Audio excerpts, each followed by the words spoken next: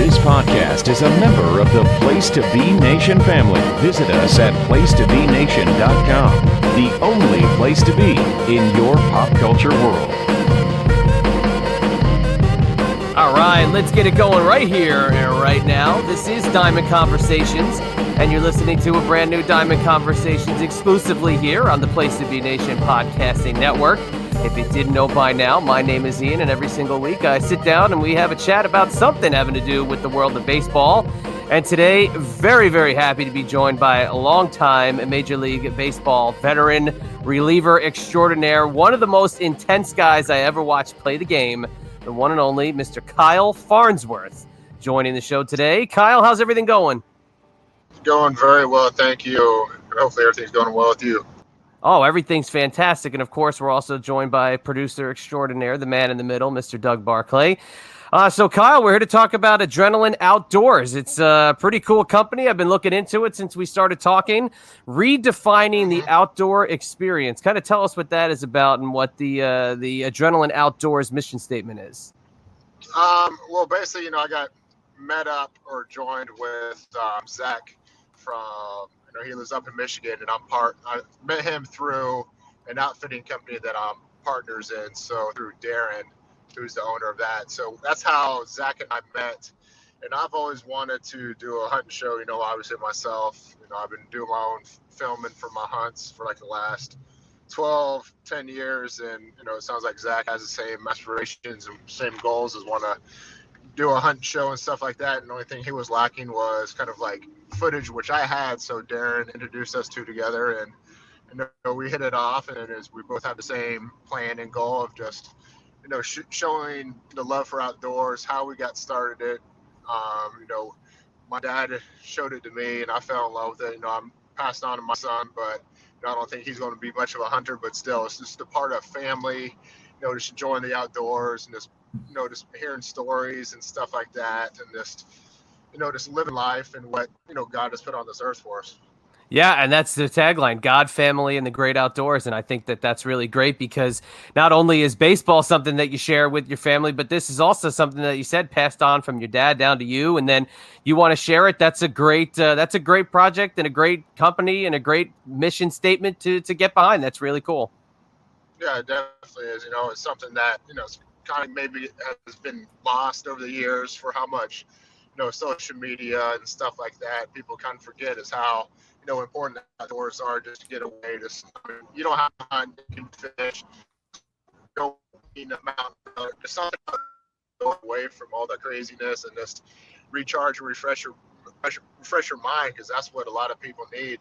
You don't have to go out there and take an animal or anything like that. Just be out in the outdoors, enjoy it, nature, and just live life. Yeah, absolutely. Now, is that something you did during your playing days, or did you kind of have to reserve that for the off season?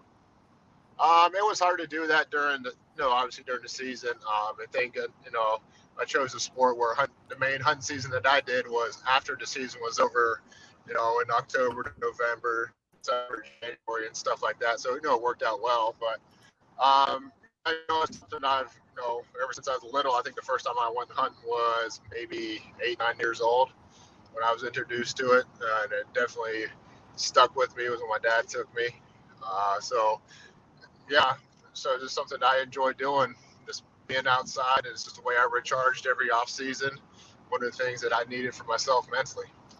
So when your dad's taking you out there, what's one of your first real memories you have of that? My first memory, as I was probably around 8 or 9, we went out to California with my uncle, and we're hunting out of the backwoods of California. It's all public land, and one of the first memories of they shot a deer. It's the first time I ever saw one being field dressed, so seeing all the insides and stuff like that as an 8-9-year-old was kind of shocking. I think my dad said I turned pale and almost started throwing up. and I walked off, and after that I was fine.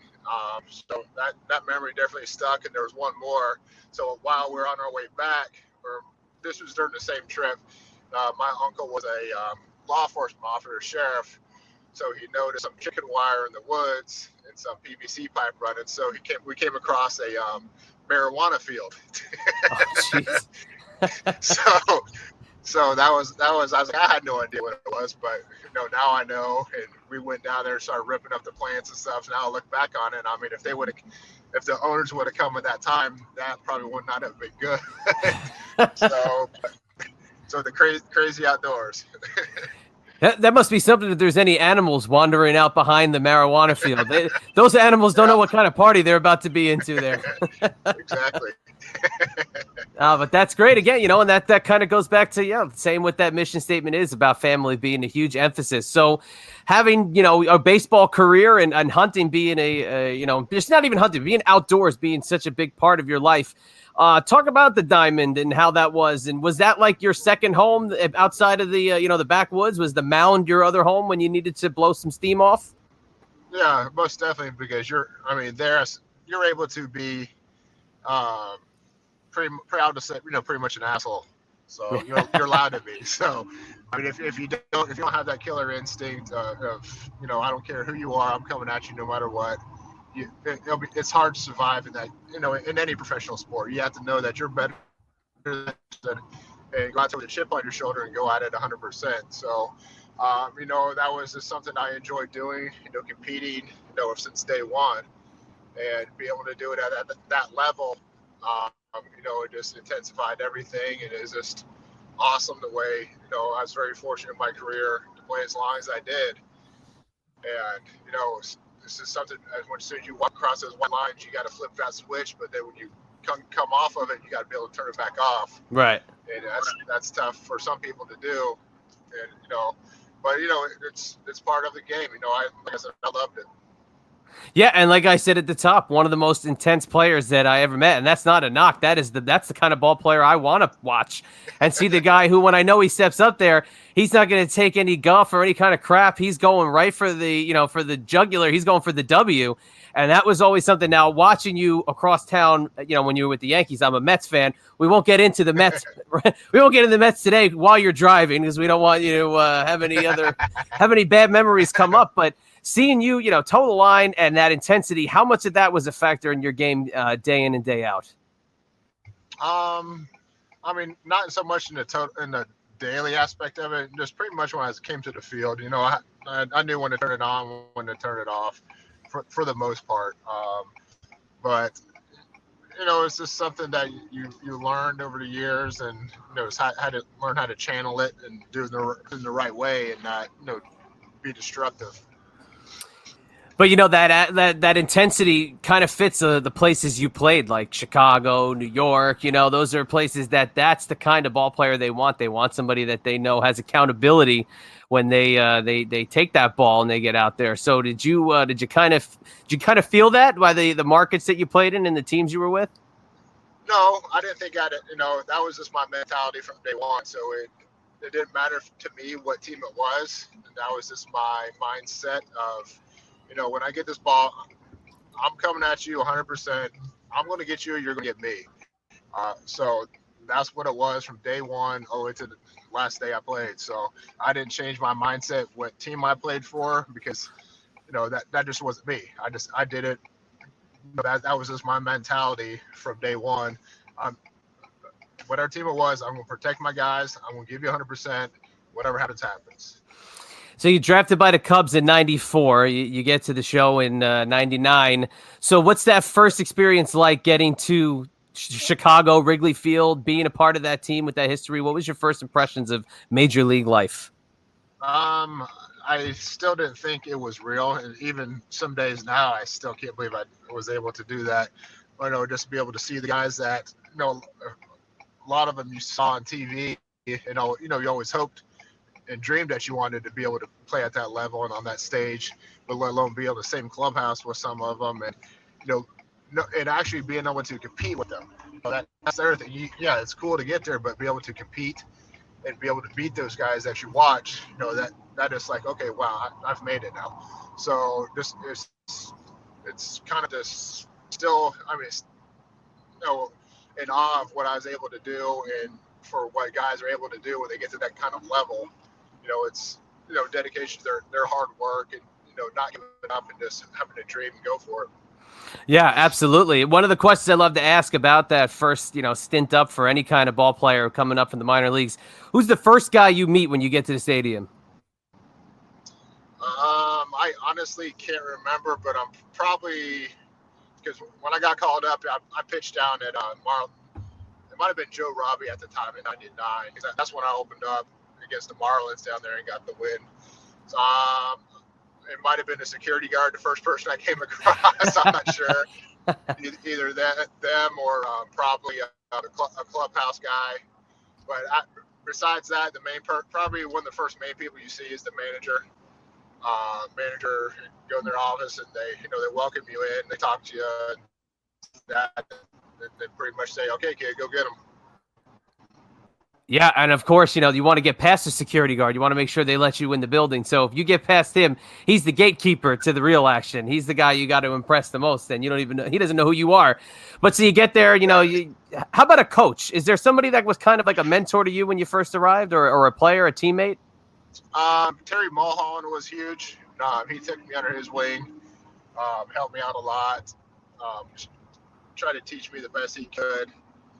The right ways to do things, about being professional and stuff like that. Rod Beck.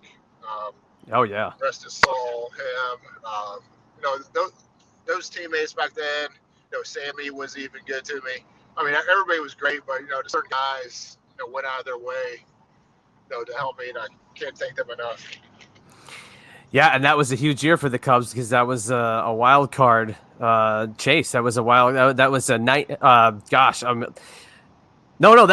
thinking 98. No, 99 was the opposite. My bad. I got it confused with 98. No, you're good. 98 came down to the wire. Was that wild card. But 99 was the complete opposite. So kind of you're walking into a situation where this team was right there at the precipice and then they're down in the downstairs. So how do you kind of adjust to that? Are you just happy to be there, or is it kind of harder to acclimate yourself to a team that's having some trials and tribulations? At that time, I was just happy to be there, and I just wanted to stay there. I was 24, so yeah. I mean, at that time, I was just saying, what? I'm happy to do good, so I can stay and help the team win. So, besides that, it was only my thought process.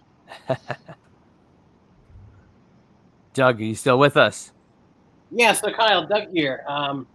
We talked to Mike Trombley this afternoon, the Twins, the Orioles, and the Dodgers, and one of the things that we touched on with him is, sort of the new athlete. And I know, you're active on Twitter. You see the guys you follow, some of the younger guys. Do you think that, even just a few years ago when you retired, that stuff like, Trevor Bauer and guys like that going after not necessarily teammates, but guys they play against publicly on Twitter, would that stuff have flown in your clubhouse? It probably wouldn't have flown very good at all. There's nothing worse than I can't stand as Twitter tough guys. So I mean, I'm all old school. If you got a problem with somebody, go talk to them. Don't do it over social media. Don't try to be tough that way because because you're not tough. So, but no, that's just the era that these players are in now, social media wise, and that's just the way they do things. But it definitely would not have flown back in the day when I was coming up because there would have been punches thrown, I'm sure, already by now. You guys didn't want Twitter around for another reason, I'm sure. That's the other reason. Exactly. Picture. Kind of looking at the arc of your career, I mean, when you come up in the late 90s, early 2000s, you're playing you're playing against guys like Cal Ripken. You're playing against some of these legends that are from really a totally different generation. And then by the time that you retired, you really saw the next, what you just mentioned, these kind of this new generation. Was there a moment or is there a time period where you kind of saw the page turn from one generation to the next? Yeah, it was probably around maybe 2010-ish, maybe, when you can kind of start seeing like the new wave era of players. I hate to say it, but it's more like prima donna, pretty boys, as opposed. I'm not going to say they're obviously talented and able to play, but it's just a different kind of play, which is fine because times change and players change, and that's just the evolution of the game. But just the way I play the game and the way some of these other guys play the game. I saw it personally where some guys would just, if they get a hangnail, they don't want to play. Then you get guys, I'd pitch with a torn shoulder. My job was to go out there and play and pitch. I didn't care. I'll blow my arm out for any team out there. But some guys would, it's just stuff like that. And I think money has a lot to do with it too, which was sad. How players acted and stuff that they would do. But clubs would turn those kind of guys like that and let them do those things, and it's just unfortunate. It's kind of crazy to see like how social media has played out, even in the last 6 months when everybody's home, and kind of you see, like Doug was saying, the guys that are more active in calling out other players or saying things out of school. I always grew up under you act like you've been there, you keep your business in the locker room, and you don't really bring that stuff to light. So like you're saying, around 2010, it kind of goes hand in hand with how social media took off. And by the time you're leaving the game, these guys, think about a kid that came in 2010 at 19 when all this stuff is starting to take off. Well, by 2015, he's got 5 years under his belt. So now the people coming in behind him, he can relate to them. So it's a real weird progression of life. Yep, yeah, most definitely. And then, then you get guys, like you're saying, you get guys who have 5 years and they think they got 15 in. So, right. And that was the other thing that bothered me too. Some guys, like that, and they act like they can walk on water, and I'm in there with 15 years, and I'm just sitting there minding my own business, doing my thing, trying to be the professional I can. But you get these clowns who, like I said, 4 or 5 years and think they can been there forever. but that's like I said, that's when like the game changed, and it's just part of it, evolution. So how about coming over to New York? That's a great one. I mean, I remember it like it was yesterday. You coming in to be the big setup man for Mariano Rivera. What was that like? Putting the pinstripes on, toeing the rubber, and setting up for who could be the greatest closer of all time. No, it obviously wasn't the best time in my life. Numbers wise, it's definitely a hard market to pitch into. But like I said earlier, I went out there and gave 100% every time.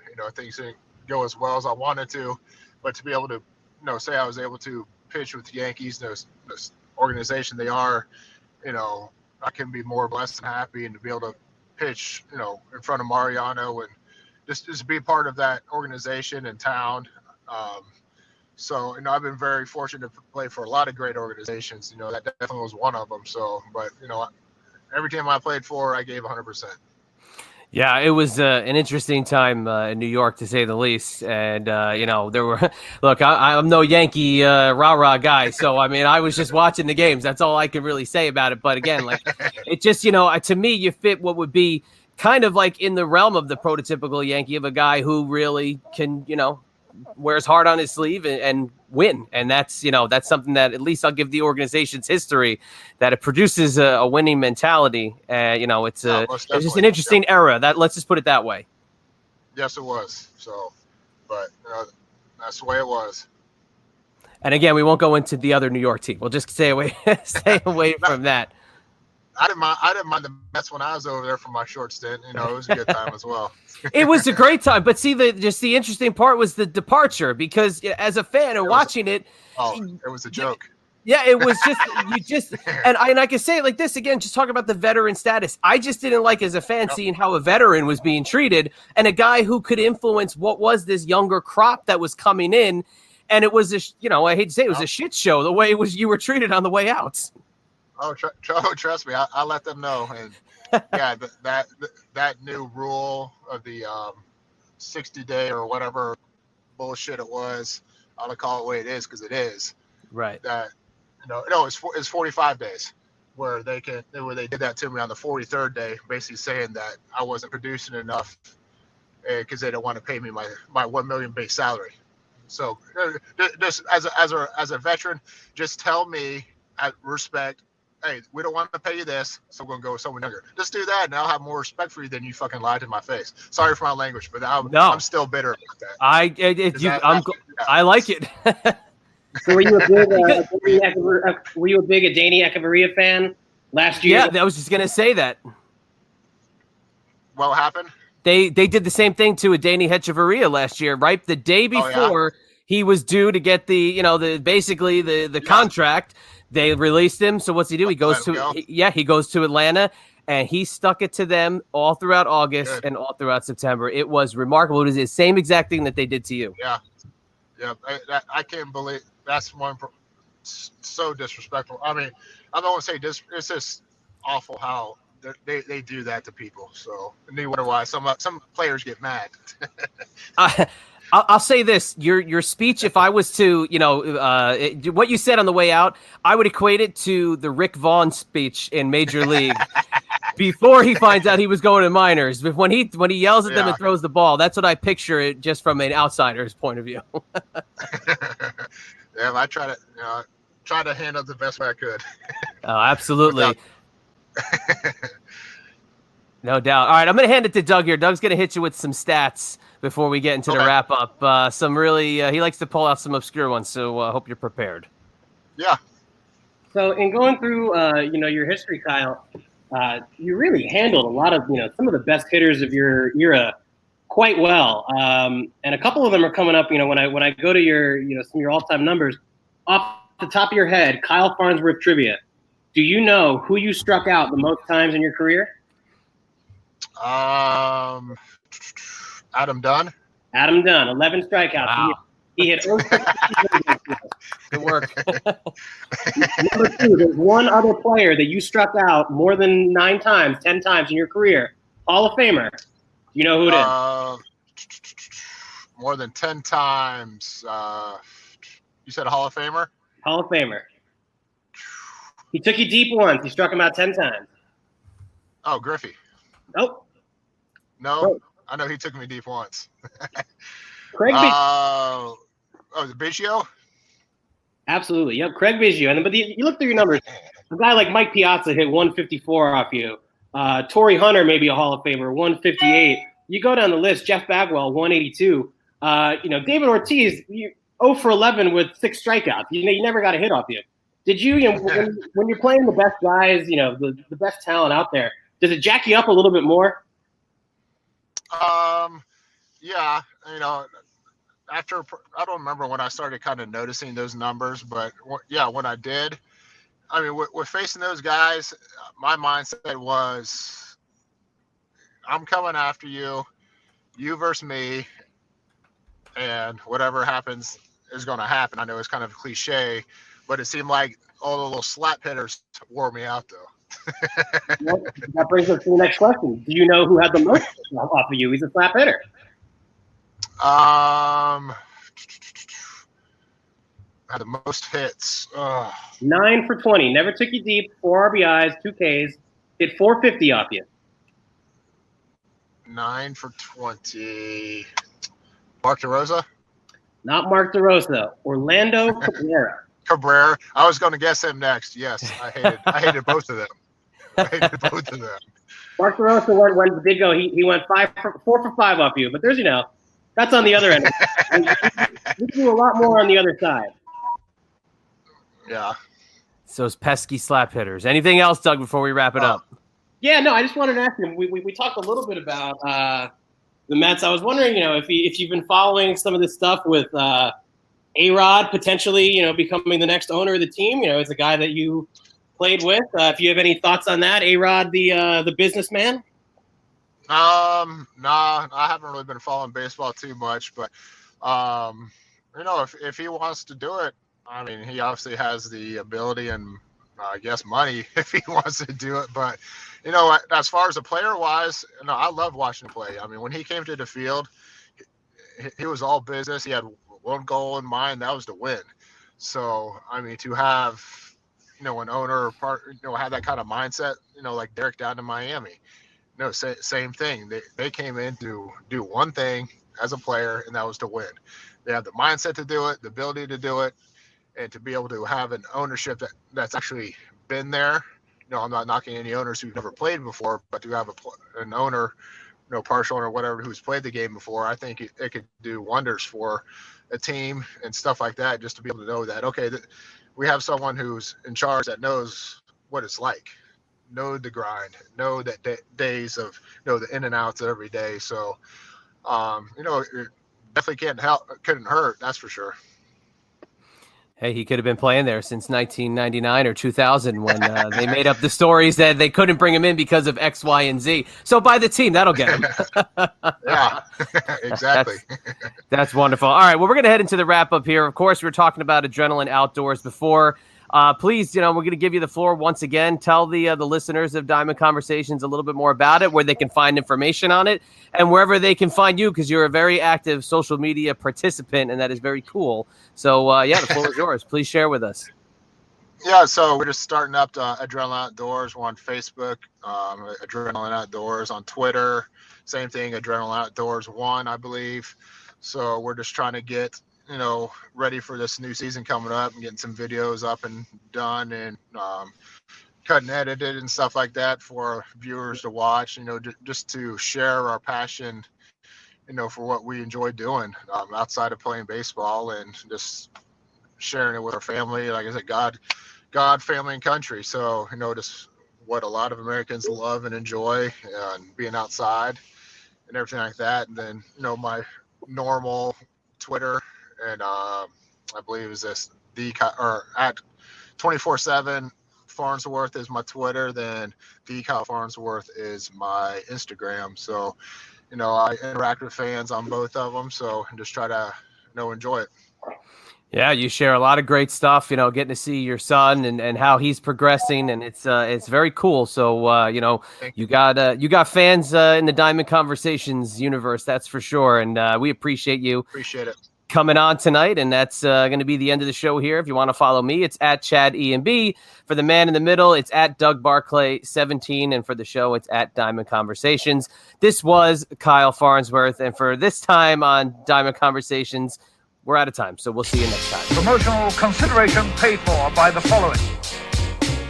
Place to Be Nations, JT Rosero and Chad Campbell here. We want to let you know that we have over 24 podcasts available on iTunes, Stitcher, Google Play, and PlaceToBeNation.com. We now offer them to you on 2 great feeds. On the Place to Be Nation Wrestling feed, we dive into topics running the gamut from today's WWE to the glory days of yesteryear and the ins and outs of the territory days. In addition to our full-length shows, we also deliver to you special pod blasts on topics old and new. The Place to Be Nation Pop feed is a veritable treasure trove of great content. Offered tremendous shows covering the land of movies, television, life, comics, and sports, brought to you by the most knowledgeable and insightful folks in the podcast world. You can find all these great shows, plus archives of our past podcasts from over the past 8 years as well, by subscribing to both feeds on iTunes. And while you're there, be sure to rate and leave feedback as well. All of these shows, plus others, available on PlaceToBeNation.com, where we cover pro wrestling, sports, movies, comics, plus in-depth search projects, and much more. Be sure to support our site by using www.PlaceToBeNation.com/Amazon when doing your online shopping. And we want to thank our friends at Boneheads, Wing Bar, ProWrestlingOnly.com, and TheHistoryOfWrestling.com as well. Be sure to follow us on Facebook, Twitter, Instagram, and Tumblr. PlaceToBeNation.com, the only place to be in your pop